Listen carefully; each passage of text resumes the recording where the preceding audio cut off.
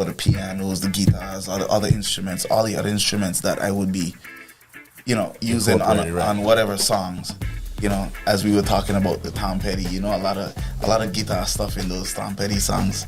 I love a bunch of his songs, by the way. It's my mom's favorite. Oh, yeah? Growing up, a lot of Tom Petty. And your daddy's favorite, too. Sure. Yeah.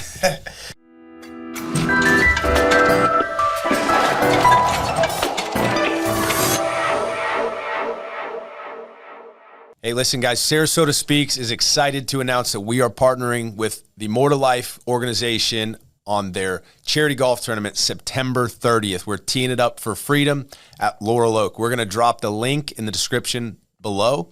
You can sign up your foursome to join us at Laurel Oak on September 30th for a charity golf tournament. It's going to be a great time. See you there. All right. Here we are. We're rolling into episode number 65. And as always, my name is Brad Hannon. Trey Martell. Felipe Colon.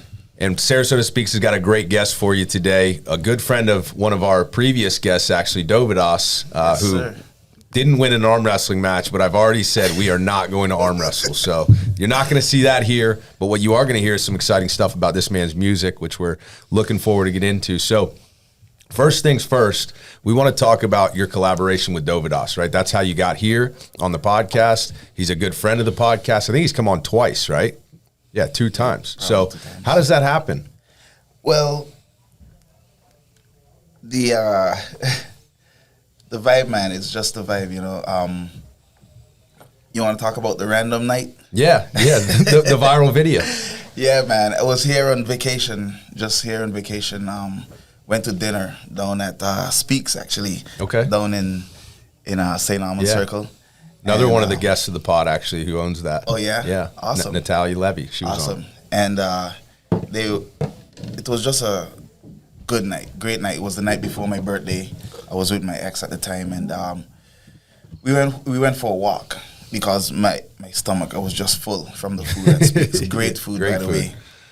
Great drinks. And saw Dovydas, saw the gentleman there performing on the street, and saw a bunch of people around there checking out, So we kept walking. We walk around the circle just to walk off the food. And then I came back around, and then there were more people. So I said to her, let's check out this guy, what's going on, see what he's doing. Street performer. Yeah. And I noticed that he was right there. He would make the beat right there, and someone would come and request a song, blah, blah. And he would play it at the best of his ability, and which is a great shredder on that guitar. Yeah. Really good. So shout out to Dovydas. And 2 big guys were there that night, and they were like, hey, can you play Tennessee Whiskey? So I was like, let's see, I want to see this, And then he was like, I got a text from the cops, so we got to go. Someone said the cops is on the way. And I'm watching Which happened all too much to him, by the way, out there. And I'm watching this gentleman, and you could see the energy around is that people just admire the fact that there's actually someone that could reach a crowd by just playing some music and sending out some good vibes. Yeah. And I really like that. That catches me every time. Yeah. So I'm there, and he said, well, I don't sing it, but I'll try and play it. I'll play it. I said, I could sing it with you because I saw that he's doing his thing. So I said I could sing it. I went up, and mind you, I'm full. I probably shouldn't have done that, but I went up there, and he made the beat, and he started doing it, and I was like, all right, let's do this. And so I started singing, having no clue who he was, what's going on. And in a couple of days, he would send me this video. He said, yo, you need to check this out, And it's blowing up. I mean, almost 24 million views right now. It's like mind-blowing. Yeah. I mean, I'm totally grateful because that opened a lot of doors for me, So just to back up real quick in case, we go so fast sometimes on the podcast you might have missed it, but our guest today, Vere Hill, is an amazing local musician who, as you just heard from his story, collaborated with Dovydas, was not so local when that happened. Right? And Dovydas is a guy, if you haven't seen the other episodes, who made his start and became a YouTube sensation busking in Sarasota, and of all places, St. Armands Circle. You don't really associate a place like Sarasota with street performers, but here we are. We're surprising you again, bringing you another great guest who found another great guest of ours, Vere Hill, today, who's been wowing crowds around. Who's now a local. Yes, sir. I think that's a pretty great story. So how did the transition? You said you were on vacation. When did you decide to move here? Well, decided to move here about almost a year after. When I was here on vacation, basically was looking through at properties and so on, and I was more on the mind of a change of weather. Yeah, like most people are when they move here, huh? Yeah, living up north, I mean, it's beautiful and everything, and you got the 4 seasons, but when it starts to get cold, man, it was, you want to hear the main reason. Well, where were you at? Where is this cold up north place you're talking New Hampshire. about? Peterborough, New Hampshire. Peterborough. And You guys ever been to Peterborough? I have not. I've Have not. you? Once. That's crazy. Yeah. Nice. Shocker. Well, I mean, I lived in Vermont for some years, so. Oh yeah, so that's not So too you went far. from Story. the Caribbean to started out New in, Hampshire. Started out in Virginia. Okay. Started out in Virginia. Was playing with a lot of bands, performing with a lot of bands. For a little bit at night. Sometimes it was rough. It was rough, but made a transition up further north. Shout out to my best friend, DJ Moy. He reached out to me, and I moved north, and from there I started playing with a lot of different bands. And there's stories I could tell you, man, but just make one long story short to get to the New Hampshire part is that I was playing with a lot of bands and realized that I was not doing what I was supposed to be doing, that I felt I should be doing in life. And there was a point where I decided to stop playing with full bands and started to do my own thing. And maybe later in the show, we'll get to We'll go whichever I way can you tell want to you go. exactly one of the stories that happened that made me. Go ahead, tell us do that. now. Come You on. want me to tell you right Yeah. now? Let's Well, tell you right first now. tell me, what part of Virginia were you in? I'm just curious. Hampton. Okay. I've been so there you're out once. there. I have actually. I ran a portion of a political campaign in Virginia, so I've been to most of the state. You win or lose? Yeah, that one wasn't a winner. Okay, but that was not a winner. The checks Also still, listen. the checks That one wasn't a still winner. cleared though. Yeah. So you were in Hampton, and somehow you found your way up to Peterborough. But you said you want to make a long story shorter, right? Yeah, So maybe- you kind of figured out that you weren't really being used to your fullest potential, working with these other bands. Right. So then you Right. started going in a different direction. Yes. And basically how that happened, I was playing with a certain band at the time. And just like every other band, there's always some little bit of drama or some mix up with schedules and this kind of stuff. And I kind of had a bit of enough of that. And there was one day I was at a certain gig and our band was supposed to play. And for some reason, some of the guys didn't show up. And It's almost like Felipe on this podcast, right? Yeah. And I told I got to push back there. I was looking for Gotta a push way to back. insert that. Yeah, my mom loves it when you talk about that, Brad. That's like her favorite thing ever. That's why you're her favorite. so I was at this gig and, things were pretty rough for me at the time and I needed to make my money. I got bills to pay. I got to do my music. Music is my thing. So I happened to tell the manager, listen, if these guys don't show up today, I could do the gig by myself, And he was like, you serious? And he said, let me call the owner. So he calls the owner. Shout out to Colin Wilcox at in Massachusetts down there. Can't remember the place right now. T-Bones, I think. Plymouth, Massachusetts. And Colin said, let him do the gig by himself. And I did that gig by myself for 3 hours. And at the end of the gig, he was like, can you come back next week? And that's And the he moment gave- you knew, huh? That's how I knew. Now, you singing a cappella or are you playing the keyboard? Aha. Both. Really? No. I sing and perform. I'm like a full band by myself, as some of you see me do my thing. I would play the bass with one keyboard. I have my drums all made. I program my own drums. And then my bottom keyboard, I would use either for the pianos, the guitars, or the other instruments, all the other instruments that I would be, using on whatever songs. As we were talking about the Tom Petty, a lot of guitar stuff in those Tom Petty songs. I love a bunch of his songs, by the way. It's my mom's favorite. Oh, yeah? Growing up, a lot of Tom Petty. And your daddy's favorite, too. Sure. Yeah. Trace. Okay. Yeah. Anyways. So how did you have the catalog to play a 3-hour gig without any notice? Because obviously you assumed you were going to be playing with a band. Okay. So then you just went off. So let me rewind. Let me rewind for you. Good question. Growing up in St. Martin, I'm from the beautiful island of St. Martin, by the way. Beautiful island. And very fun. Growing up in St. Martin, I played with a lot of my friends, local friends. Shout out to Percy Rankin. Shout out to Ronnie, Jack, Alex Jack, Remo, all those guys in St. Martin, where I'm from, that I grew up spending all these years playing live music. Sometimes when you hear the Caribbean, you think it's only about Caribbean, like reggae and soca and all of that. No, man. We play everything down there. We play all genres of music.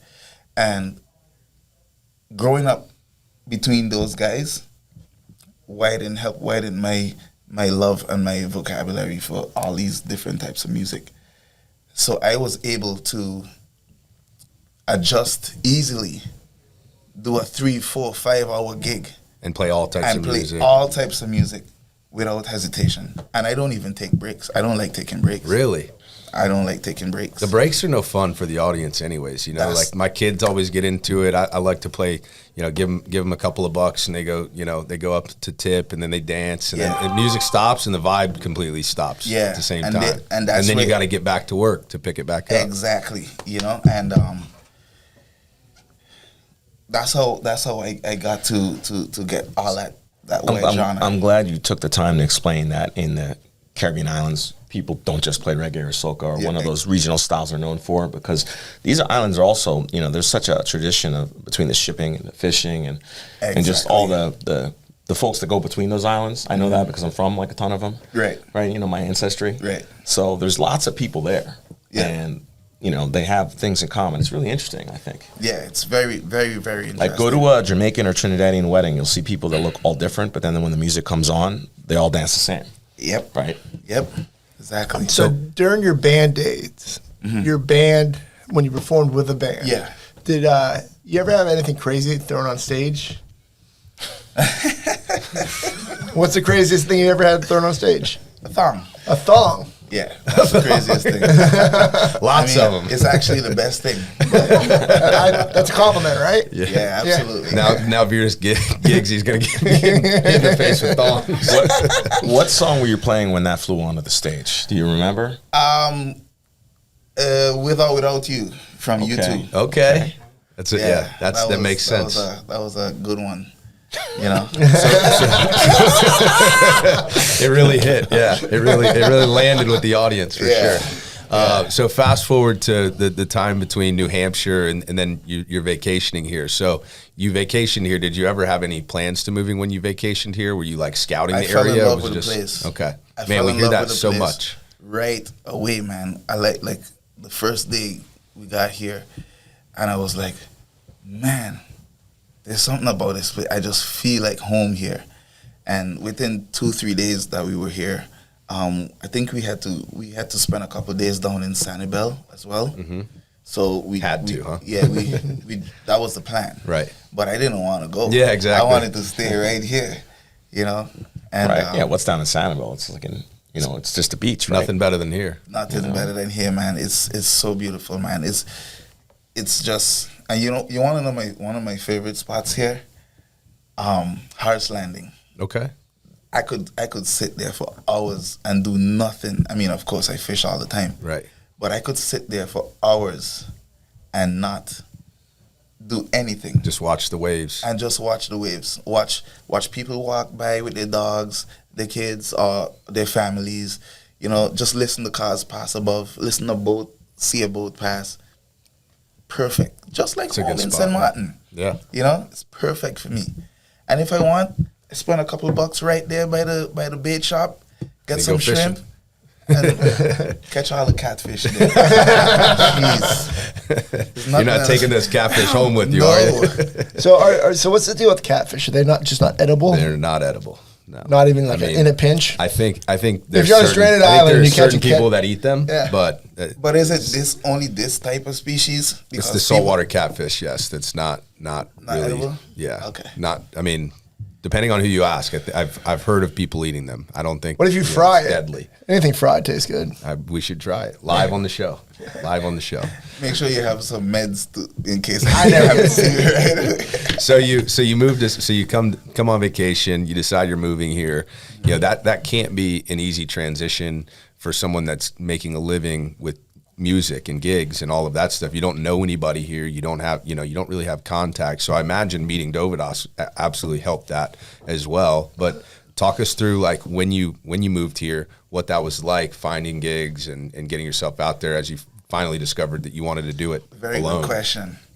So what I did was I went back home and I started putting stuff in my head, started putting shit together in my head. Yeah.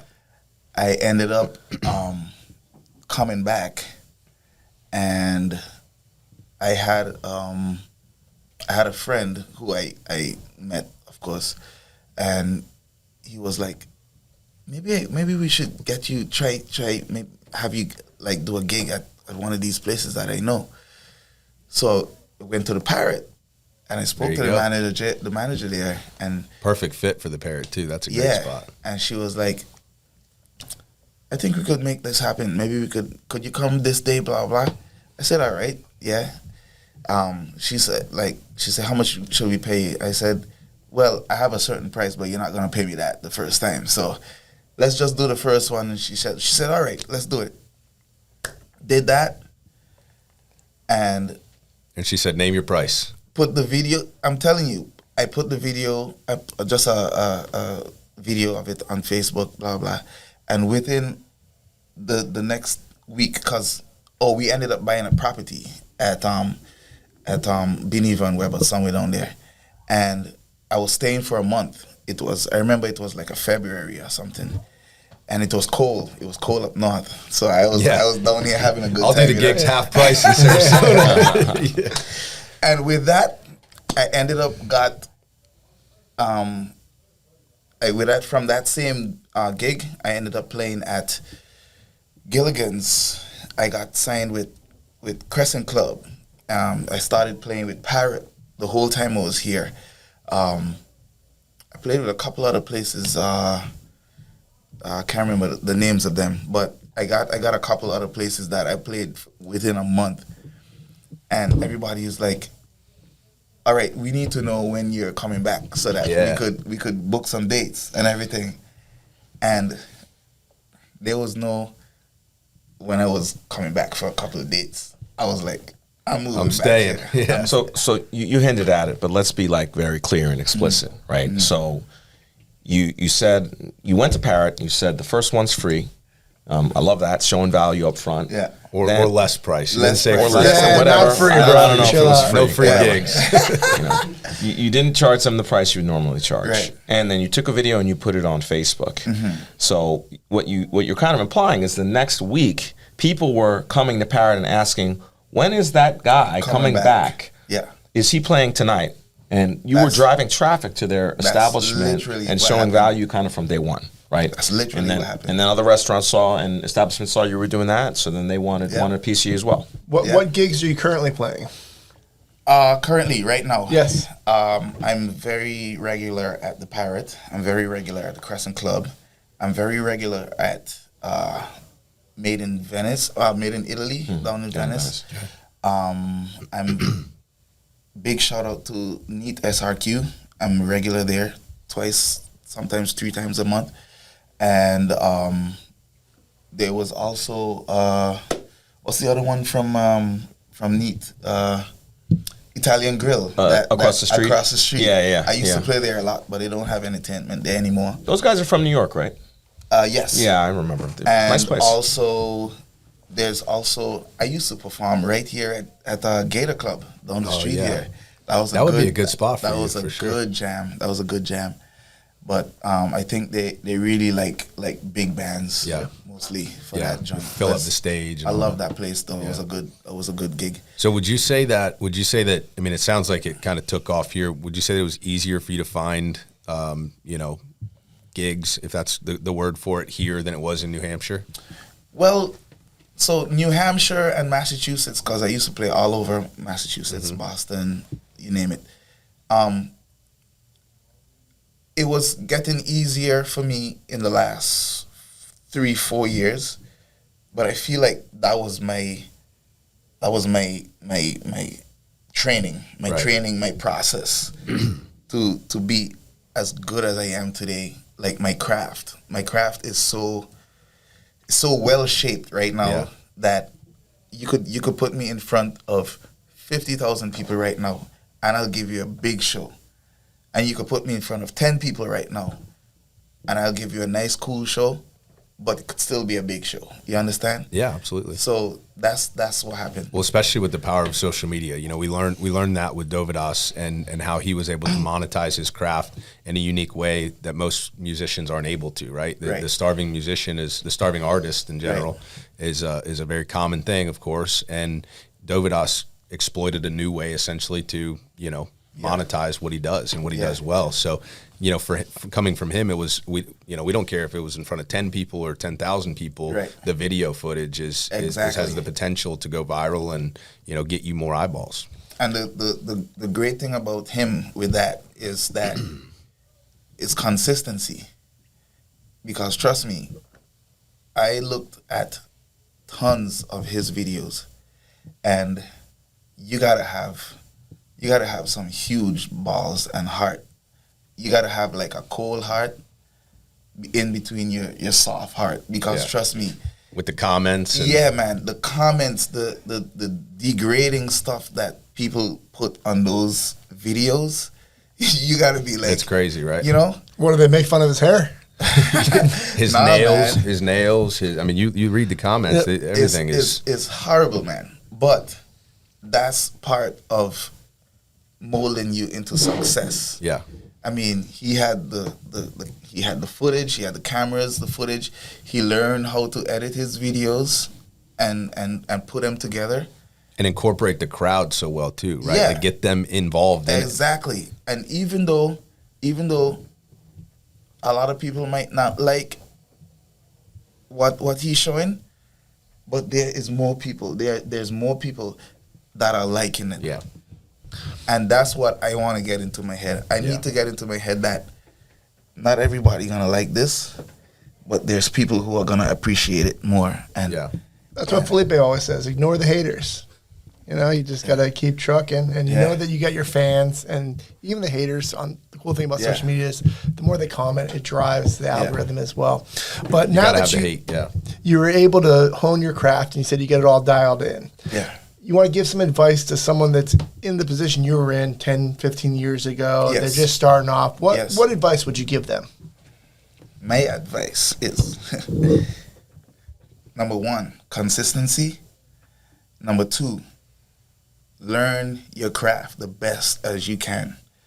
Number 3, if you're gonna make it in this business, especially like entertaining record, like not really recording, but live music, you gotta know how to connect with a crowd.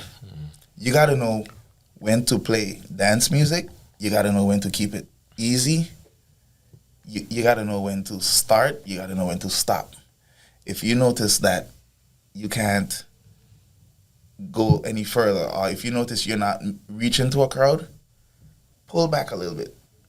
Play something a little cool, and if you see someone come and request a song or whatever, then you say, okay, I could do it, but don't overdo it. that's bad for business. Those business managers gonna be like, we don't want you back. Yeah. You're too much. You got to read the room. You have to read the room. And create a vibe. But, you know, one of the things I want you to speak to is you actually do, in my opinion, 3 positions up there when you're up there. Number 1, you're a musician, right? Number 2, you're an MC, right? And that's where a lot of the crowd interaction comes in. But number 3, you're a DJ, which is a lot of that reading the room stuff. Yeah. You know what I mean? And the song selection and the stuff that you do. So I think that's been a huge key to your success because you can come in and you're doing all those 3 roles at once, which most people are not, or they're not as good at all of them as one or the other. Right. For the DJ part, I am not a DJ. But what I do is, if I'm playing live music, right, and people want some other music like Pitbull or Usher and this kind of stuff, but I don't do that live, then I would switch over to that because I feel like they want that kind of vibe, and that's what I'm talking about. Entertainment, you gotta understand how to read a crowd. Yeah, because especially when they're giving you the feedback, right? They're giving you the feedback of what they want. Because if you don't do that, bro, you're not getting paid, man. Yeah, you're not getting paid. Definitely. Hey, we're having a great time over here getting to know Vere Hill and all about his music. If you want to get to know him a little bit more, stay tuned for rapid fire questions fueled by food and beer. Hey, what's up? This is Vere Hill, your Sarasota live music player. Yeah, baby. And this is Rapid Fire. 10 random questions. 10 specific answers. Nothing off limit. This is Rapid Fire, fueled by food and beer.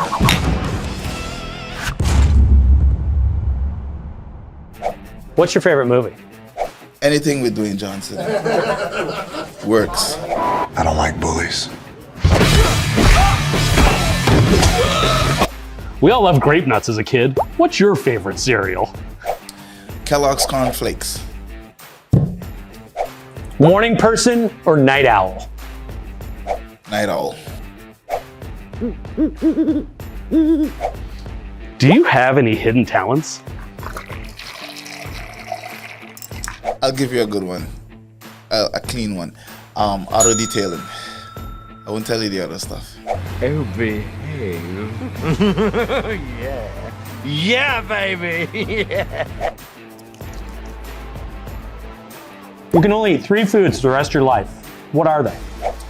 Fish, chicken soup, chicken and ribs.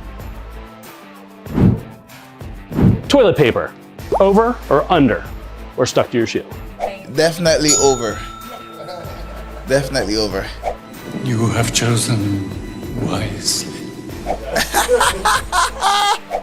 Go-to drink of choice. Jameson. Who's the go-to goats? Tom Brady or Michael Jordan?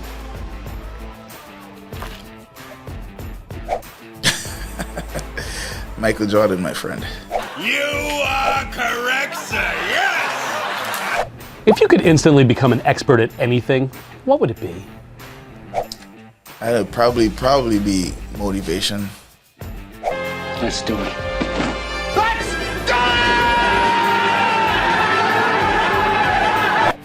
If you were a professional wrestler, what would your entrance song be? It would have to be that same one that Stone Cold Steve Austin had. I like that one.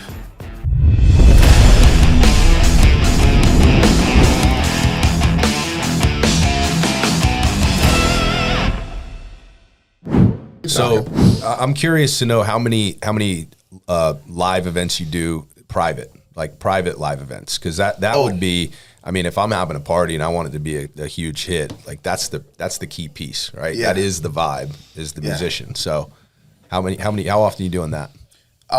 So if I do, let's say if I'm doing like 15, 16 gigs a month, maybe 20 gigs a month, probably 5 or 6 of those are private.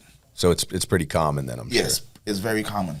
And speaking of also private, a lot of the private communities around here, I play at tons of them. Yeah. The private communities. Yeah. Like gated communities, clubs, stuff like that. I got you. Yeah. The gated communities and so on. You want to hear about my best private gig so Yeah, far? would love to. Sounds like a good story. Yes, it does. Also define what best is. You're Lots gonna of thongs. understand. You're gonna Lots of understand. You're gonna understand. Thong per minute? You're gonna understand.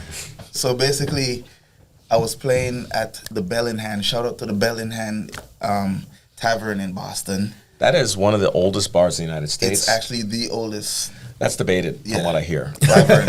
I've been Tavern. there. I've been there. We It's don't great. fact I check on this understand, man. podcast, remember? I did. Well, I had something. No, I did too. I really did. Oh, Yeah. awesome. And I was playing there one night, and I have some friends from Cali who flew over for their honeymoon. Well, I didn't know them as yet.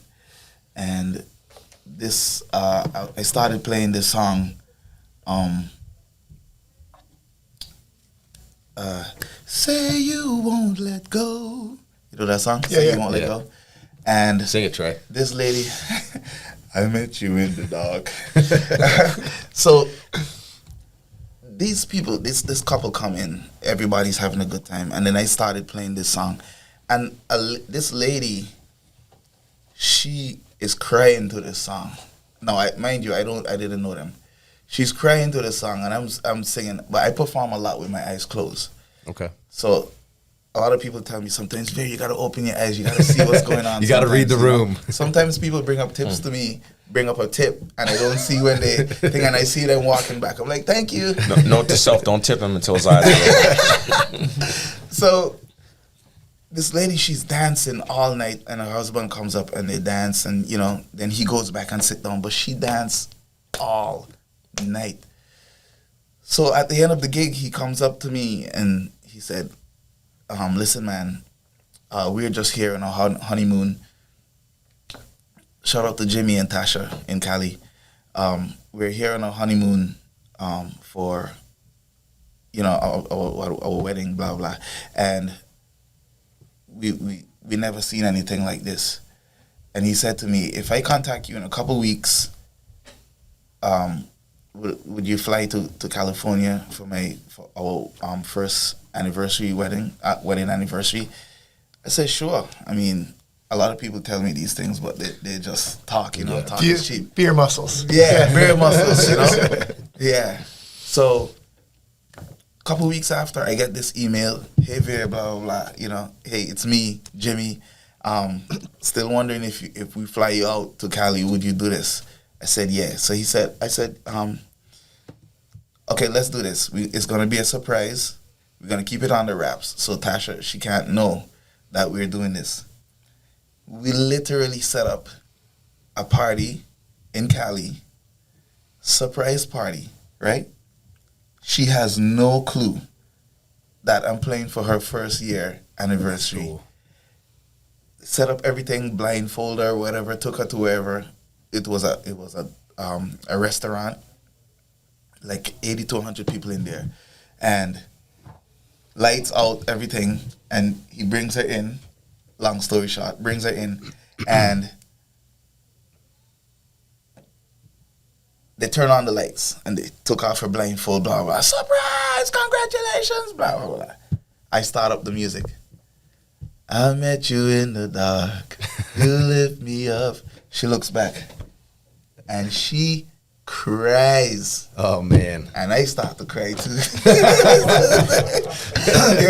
Yeah. Do you want to talk about Can't help yourself. how it makes you feel that the husband would go through all that trouble to bring you out there to surprise his wife, and two, your reaction, when you see how happy this made her? That's why I couldn't hold back my tears. And it was a beautiful night. I played for 2 hours for their party, for their anniversary. And I think that was my number one private party. That's awesome. That was my number one private party. It's cool to be in a profession that you have that much passion about, right? I've never built a roof for someone and been able to move their emotions that much, And I'm sure Brad's never sold a Medicare plan that, just for sure sticks with them. And, For sure. So speak about just being able to earn a living on something you love. Yeah. Yeah, it's huge for me. As I mature, as I get bigger in the business, I'm learning to to suppress certain feelings, especially disappointments. You know, we say talk is cheap, and sometimes we a lot of people approach me about things and never follow up. And I got really sad when I didn't hear back from you guys the first time I met you guys. I was like, what the hell? I was so excited. And then you guys were like, hey, Vere, you guys ready? I'm like, yes, let's do it. So I'm learning to grow emotionally and professionally, and understand that you gotta learn to just let things be the way they are. If you can't make it better, it's fine. Something else gonna happen, but you gotta, you know. So it's just the growing part for me. Yeah, growing with the passion, golden. Yeah, and I think that's a perfect segue into what we were talking about prior to the show about some of the new stuff you have. I won't spoil it. I'll let you share on that. But I mean, I'm sure that's exciting, and that's kind of the exact opposite side of the spectrum as far as the emotions go, right? You get super excited about something, but you always remember those tougher times that you went through, and you know, the people that didn't call you back. We were never going to not call you back, by the way. I know that. It was never. I see, but it was never an option not to have you on the podcast. But then I began to see all the shows that you guys been doing, and I was like, yeah, those guys are cool. And then when I saw you guys at the party that day, I was like, yeah, those are the guys right there. You're playing the next party. We got to sign you up for the next one. Absolutely. So yeah, talk us through the exciting upcoming stuff you've got. Some big announcement. So after many years, of toiling and blood, sweat, and tears. Speaking of blood, sweat, and tears, I did bleed many times on my gigs because my fingers playing those keyboards sometimes. No kidding. Sometimes like under the nail, it gets a little bit, you know. I think if you painted them like Dovydas, I think that's Stiffen them up. That's one thing I'm not doing. I like it. It looks good on him, but not me. You know. I mean, I'd make an analogy about the runners who have to cover their things. Yeah. You know, you hit something enough, no matter what part of your body it is. Exactly. Just wait, like time out. He's talking about What runners cover Runners have what? to cover their nipples. Marathon chafing. for sure. Literally just the movement of the shirt alone, because you know, all those steps. Trey doesn't know. Trey hasn't run a marathon in a while. Men or women? Both. Fun fact. Fun fact. Yeah. Didn't know it applied to the hands on the keys, but you know, this is the man. So you're inside. calling his fingers nipples? Yeah. Sometimes under my fingernails. You never think that, you see. Blood, sweat, and tears. Before. Literal. Yeah. The sweat because you're playing at the Parrot and it's outside. The blood because your fingernails are bleeding. The tears because some lady in the audience crying and you can't hold back. Yeah, I couldn't hold So back. literal blood, sweat, and tears. And, you know, through all that consistency, through all that process and everything, and through the amazing video, shout out to Dovydas one more time, I got a call on Super Bowl Sunday.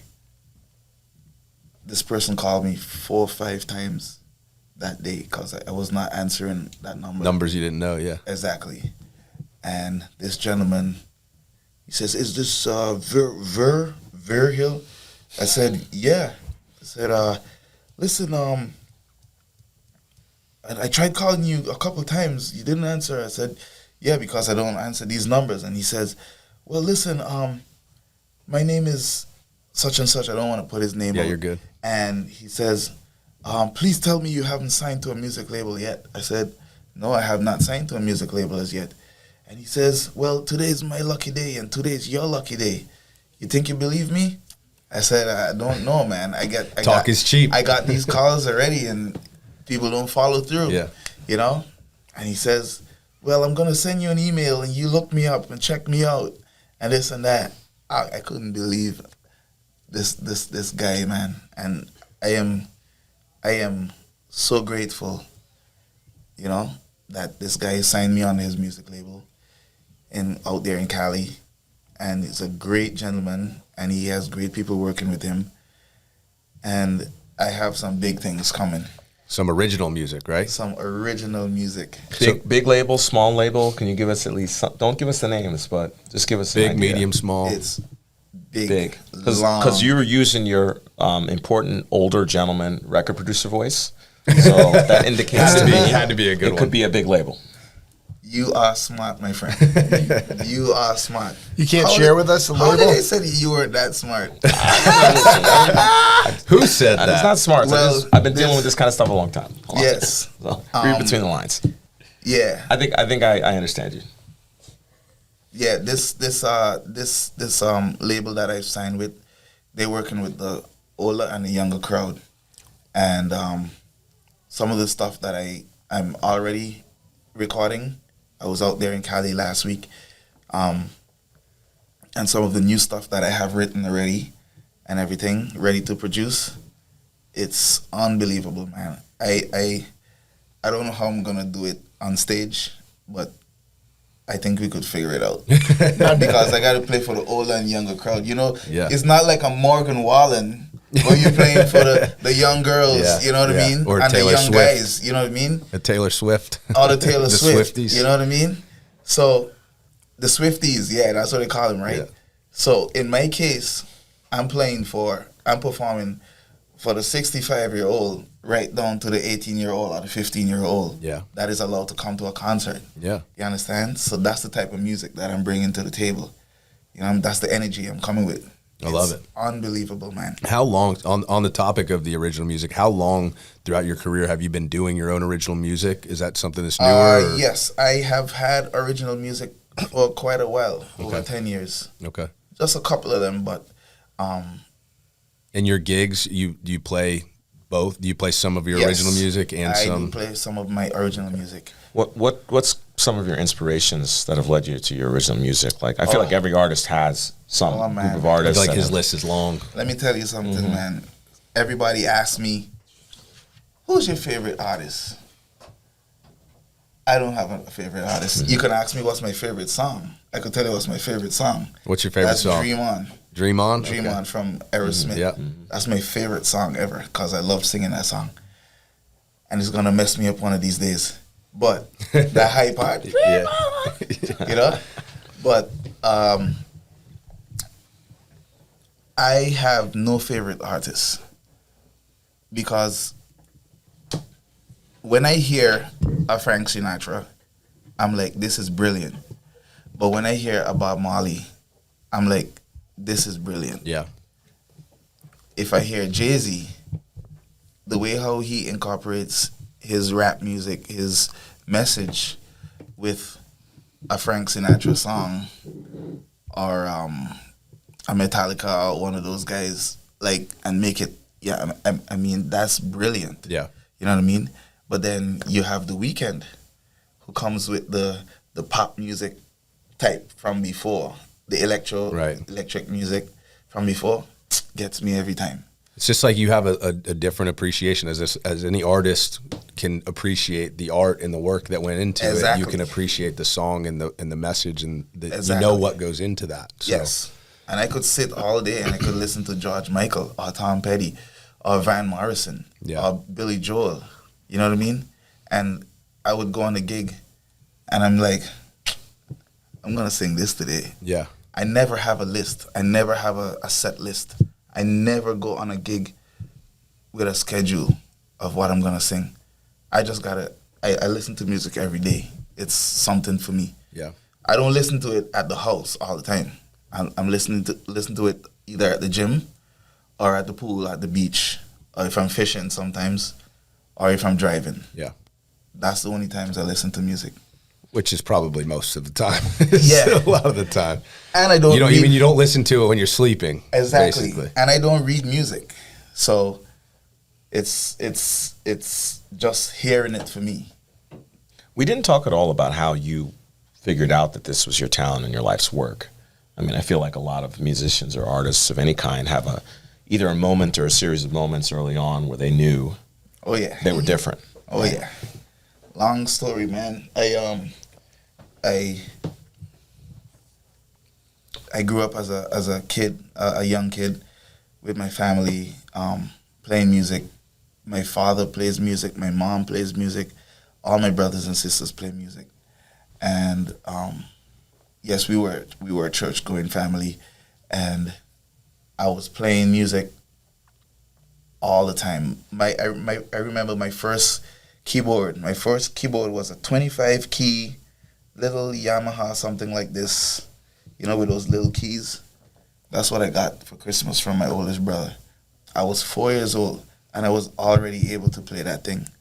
I didn't even know myself yet, and I could play that thing. And I've been to school. They teach music in school. I didn't like it. You didn't like learning I the music? did not like learning it. I liked every other subject except I didn't like maths either. I hated maths. But everything else, I was really good at, and my own way of playing music. I ended up playing drums. I ended up playing bass. I played some guitar.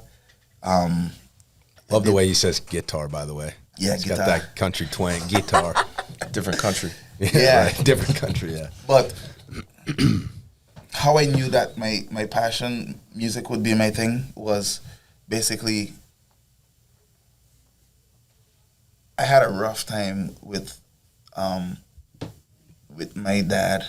My dad is a really good chef, one of the best chefs I know.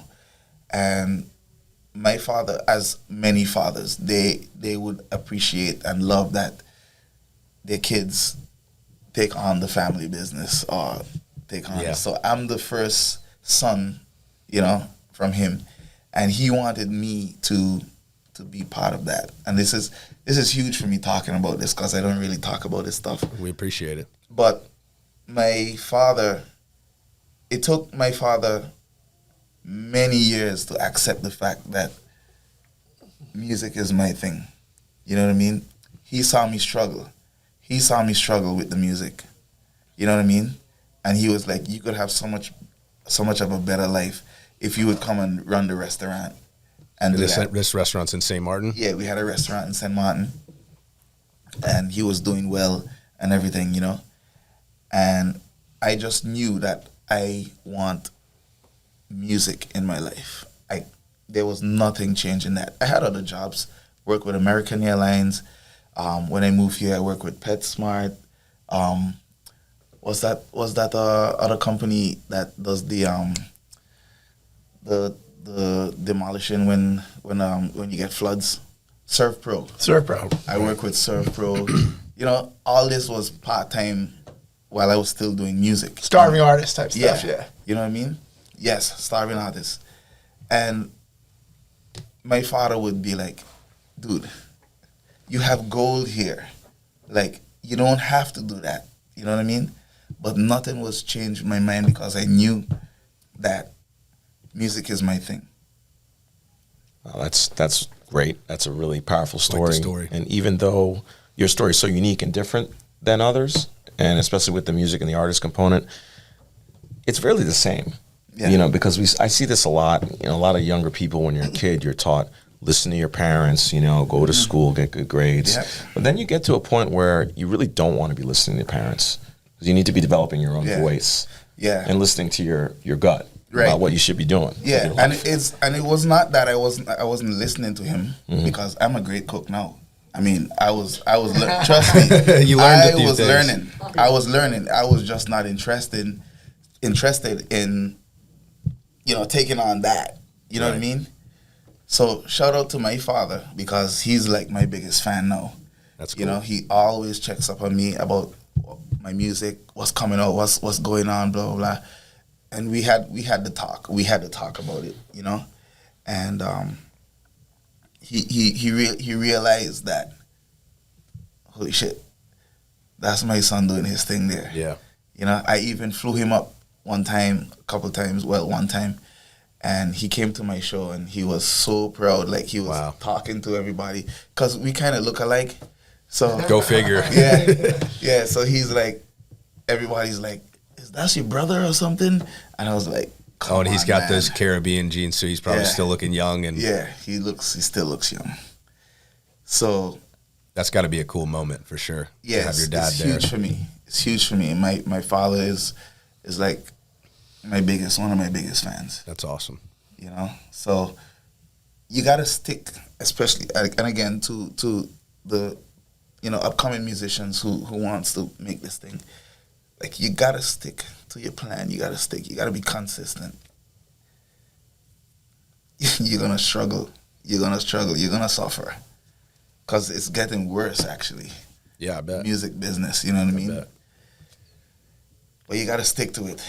Well, one thing I hear, and I love how you just broke that down for other aspiring musicians, because I think one of the things that you did also that sets you apart is you didn't just follow your passion. Like you were saying earlier, you honed your craft.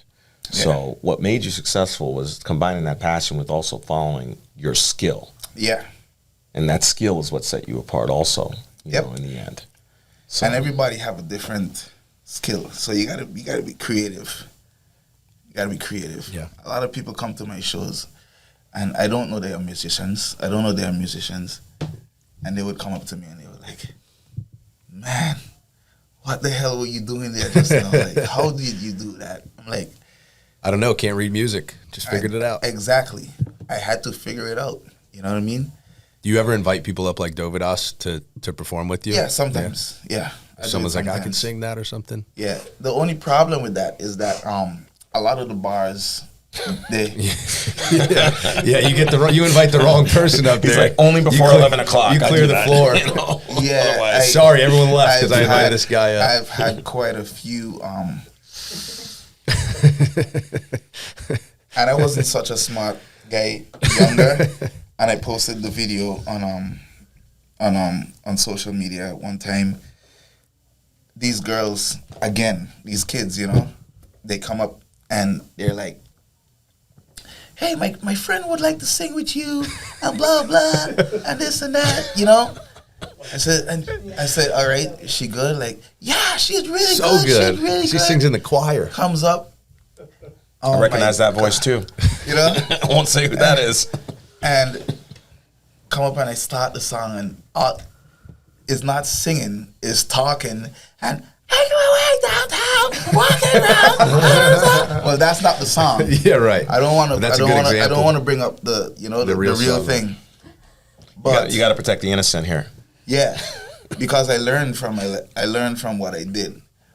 That same night, because I had someone take the video because I thought that this girl gonna come and make me look good on stage, right? And it was the total opposite. Yeah, sounds like it. And from that time, I never trust people again, unless I really know. Scarred. Scarred, totally scarred. Yeah. And because I got in trouble for that night at that bar. The managers were like, "Don't you ever do that again?" Yeah. Because people left. Yeah. Not only that, when I posted the video, which was the dumbest thing to do, it didn't go viral, but it had a couple grand views. A couple, not 1,000, but a couple, like 12,000 views or something like that. But the way how people bashed that girl, and bashed the situation, I felt so bad. Yeah, I took it down. Like, I had to take it down because then people were sharing it. Mm-hmm. People were sharing it and sharing it and sharing it. And I learned my lesson from that. Like, you can't do that to people, whether it's good or bad, Yeah, the internet is a scary place. So I can't trust people no more that I don't know. Listen, at the end of the day, people that are there to see you anyways. So not somebody else. I mean, with Dovydas, it's kind of what he does, right? It's the norm. And you see, and that's the thing. That separates you as an artist, and you know your craft. Right. What he does is he do it on the street. He's not beholden to an owner of a restaurant who wants people to keep sipping down Cosmos. Exactly. Right? It's a big difference. Some more chicken sandwiches. Or some more chicken sandwiches, right? And the better thing about that, again, is that he, again, has cameras, he has his footage, and he could say, all right, I'm not going to post that, but I'll post this other part of it. Yeah. You understand? Mm-hmm. Like, even if it's just 10 seconds of the person singing that song, or a minute of the person singing that song before they made themselves look bad or something. You know what I mean? Yeah. Right. Before the train goes off the tracks. Yeah. Thank God you made yourself look good, right? Yeah. When you got on with him. How long ago did you move to Sarasota?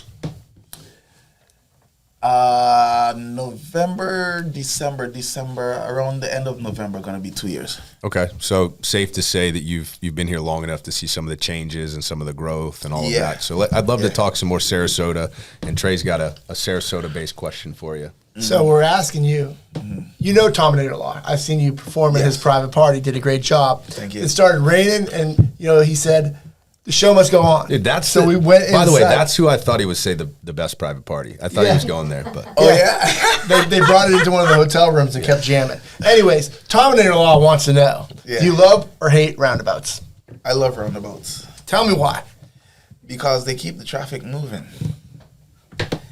There's not a he was smart enough to figure that out. There's not a stoplight that is gonna stay there for 5 minutes, especially like in the city downtown where there's constant traffic. You know what I mean? If there's somebody that needs to cross the road, you better be paying attention for them to walk across the pedestrian crossing and keep it moving. Yep. You know what I mean? I feel like people should understand how, because here in Sarasota, there's not many people who know how to drive around a roundabout. So, in a polite way to put it, there needs to be more public education on how to operate a roundabout. And yes, public education. Yeah, That's what we do here. They need. Well, you need to put some kind of track stuff here and show people how to do that, because We got it right there. This is how we coach people through. Right? I'm telling you, man, it's important, because people are not paying attention at all, especially at roundabouts. Well, I think people aren't paying attention generally when they're driving. The roundabout is just a reflection of that, right? So we want to blame the roundabouts, but it's really just the roundabouts magnifying people behavior. also have that's short there. memories as well. Yeah. So the one that we always talk about leading out to St. Armands, I remember that traffic constantly jammed up, and you'd have to wait 3 light turns, and you're screaming at the light, going, "Oh God, it's turning red again!" Right? But now you approach that, and it slows down a little bit, but you keep it moving. Yes. So again, I think part of the problem is people don't like change, and also the short memories of how bad it used to be. Well, you know who I bet does light. remember? Anybody who's lived out on Longboat Key for any period of time, because during season that light used to back up traffic. Correct. Past the circle. Yeah. And if you were 20 cars deep, you were waiting 3 times. Right. And those are people who need to, there's only so much infrastructure out on that island. So you know where they need the next roundabout, because it directly affects. You mean the Sarasota SpeaX roundabout? Yeah. I know what you're going to say. It needs to be on Tuttle and Fruitville. Yeah. Because I sit through that one when I used to live in that area for 3 lights. Yeah.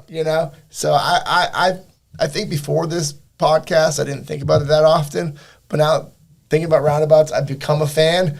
And I look at intersections that actually need roundabouts. So whoever's in charge of this shit, if you need somebody on the board, I'm willing to donate my time. I was thinking as he answered too, because he gave a positive answer. We've seen a huge shift since when we started the podcast to now in the positive responses, right? We've gotten a lot more positive responses roundabouts, but the one theme that has always kind of held true is that people need to know how to use them, right? So now we're solution based. Yeah. Maybe we start teaching. We're just trying to solve the world's problems here, one podcast episode at a time. People just need to get off the phone while they're driving through the roundabout, or generally driving. Some of us are busy. Just get off the phone. It's tough. One thing that we all need to remember is pay attention to your mirrors. Make sure your mirrors are always set to see everything, because to do what they're supposed to do. Dude, couple months ago here, coming up 41, I'm so glad my mirrors are always set correctly, because I'm just driving and all of a sudden I see 3, 4, 5 car like jam up in my mirror, and and they're coming up to me. You know what I mean? And if I didn't pay attention to the other car next to me, I would have got hit from in the back from the other car. Oh, I see. So there was a chain reaction of rear ending. Chain reaction. And you of were rear alert enough to see in your mirror that you could get out of the way. They're coming at them. If I wasn't looking at my mirrors, paying attention, I would have got it. You've been sitting in Tominator Law's office. Yeah. You know what I mean? I think we should heed his warning, especially because he's lived in one of the areas with, in my opinion, the worst drivers in the country. Right? Massachusetts, New Hampshire. Yeah. Oh, Well, yeah. St. Martin's got one traffic light too. The whole island's a circle. I mean, you could ride around the whole island in what 20 minutes, 30 minutes. You got more than one, man. Well, when I was there, no, true story. When I was in true. St. Martin, Yeah, there was yeah. one light, and it was Yeah. like separating the French side and the other side. And side. I remember I had stopped at that light, and there might have been more than one, but there was definitely not many more than one. I'd stopped at that light on the four-wheeler that I rented, right? And I'm like, watch this. My buddy's on the four-wheeler next to me. I'm like, watch this. I throw my knee up on the seat. Light turns green. I'm wheeling across the intersection, and I get pulled over by a cop Yeah. on the island. He's like, "What are you doing, man?" And I'm like, that was my best impression I could do. It wasn't bad. He's like, "What are you doing, man?" It's acceptable. I said, "I'm sorry. I was just having some fun." He's like, Yeah. "Do they let you ride these in your country on the roads?" And I go, "No, they don't." 'Cause And he goes, knows that. And he goes, "Exactly. So why, when you come here, why you ride it like that here?" I'm like, "Oh man, you're right. I'm sorry. I feel like a jerk now." But I was like, 18 years old, 19 years old. So, Yeah. we They live don't and let we me learn. drink in my own country either at 18.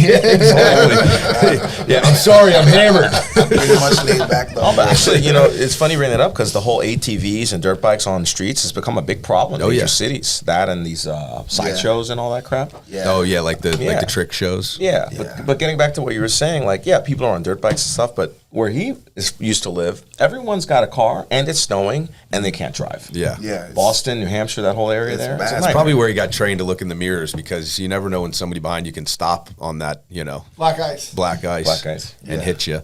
Well, Felipe, we'll let you bring us home there, brother. So as much as we don't want this to end, we're having such a good time. We always end our podcast with one question, and that is: you've been on Sarasota Speaks, you see what we do here. Mm-hmm. Who do you know who we may not know who Sarasota needs to know? Who can we invite on Sarasota Speaks? That's somebody you recommend. Did you guys have Rob here? Rob. From Neat SRQ and the owners? We have not. No, we have And not. we haven't got that suggestion either, so that's a good one. I think this place needs a little more, and it needs some more. More of what he's doing. Yeah, I mean, this guy has a serious passion for what he's doing. I mean, I know him for about a year now, more than a year, and the way how he uses his passion is interesting because you could tell that when you start, as any business, you start something new and you think that it's going great, but then there's always something to come and break you down. But this guy has a certain passion that he gives you that chance. He gives you that chance to prove that, you know what I mean? Yeah. And I think that's gonna make him very successful. Those guys over there, they have a really good staff, and it seems like, I feel like they're taking off now. And I think this next busy season coming up soon, I think they're gonna do great. Awesome. I think they're gonna do great. I think they're getting some good traction now, and I feel like they need to be heard of a bit more. When I had dinner down there, I was definitely impressed because it was unlike other places I've been to in Yeah. town. Like the vibe was different. They had Yeah. you there. A lot of people were eating at the bar. It was Yeah. it was in that part of town, it was definitely something I didn't expect. Yeah, and there's a lot of people that, if you don't notice, there's a lot of people just like the cozy feeling of a bar and a restaurant, Yeah. But this is one with class, Yeah. It's classy, but it's still a bit local, Well, I'm sold on going to check it out. That's for sure. I Yeah. haven't been there yet. You know what? It actually it's funny. They're from Long Island. It reminded me of the kind of places where my dad would hang out in Long Island after work. Yeah. You know what I mean? Yeah. Where it's like it's a happy hour, but people are eating dinner also, and it's like, it's Yeah. not so bright that you feel like you're being interrogated. So it's like you feel like you're hanging out, that's even the though coziness of it. Yeah, you feel like you're hanging out even though it's like 6 p.m. Yeah, exactly. Well, listen, amazing podcast, amazing time getting to know you. I want to know this for me personally, but I'm sure the audience wants to know as well. You said the locations that you're performing at. Before we wrap up, though, Yeah. the regularity of your performances, where you can be found. Is it pretty much always Saturday at the Parrot or whatnot? So I want people to find you, Okay. and where do they do that? Okay, so I don't have a regular schedule. So you gotta find me on my website. Okay. My information on my website, which is verehillmusic.com. We got Vere Hill Music, my Facebook page, and my Instagram, which is Vere is real. Vere_is_real. And the way how I got that name, Vere is real, I was playing... Is real, as in not fake. Yeah, exactly. Yeah. Actually, that's a good thing, because in Boston at Esplanade, not Esplanade, S something, whatever, it was on a rooftop, and I played for another party up there. And these ladies come up and they said, "Hey, can you DJ?" And I said, "I'm not a DJ." They said, "Oh, you're real." They said, "You're real, like real music." And I said, I said, I'm "Yeah." real. She said, "So what's your name?" I said, Vere Hill. So they're like, "Vere is real. He is real." And she said, "That's why you should put your Instagram name." And there you go. Okay, so they thought your music was just like DJ stuff you were stuff. playing. They didn't realize somebody was They- live singing and playing there. They were having Vere's such real. a good That's time. wild. They didn't notice that I was playing live music up there. That's a wow. great compliment. Wow. And your eyes were closed, so they weren't locking eyes with you. Exactly. Yeah. Exactly. So it's Vere is real on Instagram, Vere Hill Music Facebook, and www.verehillmusic.com. And we'll link all this stuff in the description as well. So we thank you for coming on, and wish you all the best with the new music label and the original music that we'll get out here pretty soon. Absolutely. Thanks for having me, guys. Thanks, man. Yes, sir. Thank you. Thanks. That was great. Thanks. Yeah.